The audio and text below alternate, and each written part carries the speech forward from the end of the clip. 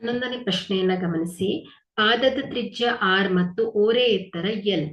So ಇಲ್ಲಿ ಪಾದದ ತ್ರಿಜ್ಯ ಆರ್ ಮತ್ತು ಓರೆ ಎತ್ತರ ಎಲ್ ಅಲ್ವಾ. ಸೊ ಆಗಿರುವ ಒಂದು ಶಂಕುವಿನ ಪೂರ್ಣ ಮೇಲ್ಮೈ ವಿಸ್ತೀರ್ಣವನ್ನ ಕೇಳ್ತಾ ಇದ್ದಾರೆ.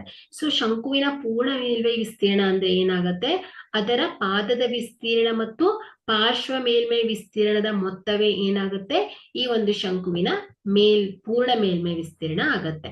ಸೊ ಹಾಗಾದ್ರೆ ಶಂಕುವಿನ ಪೂರ್ಣ ಮೇಲ್ಮೈ ವಿಸ್ತೀರ್ಣ ಬರಬರಿ ಏನಾಯ್ತು, ಪಾದದ ವಿಸ್ತೀರ್ಣ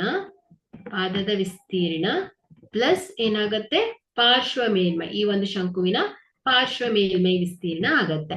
ಸೊ ಇಲ್ಲಿ ಪಾದದ ವಿಸ್ತೀರ್ಣ ಏನಾಗತ್ತೆ, ಪೈ ಆರ್ ಸ್ಕ್ವೇರ್ ಪ್ಲಸ್ ಪಾದದ ಈ ಒಂದು ಶಂಕುವಿನ ಪಾರ್ಶ್ವ ಮೇಲ್ಮೈ ವಿಸ್ತೀರ್ಣ ಏನಾಗತ್ತೆ, ಪೈ ಆರ್ ಎಲ್ ಆಗತ್ತೆ.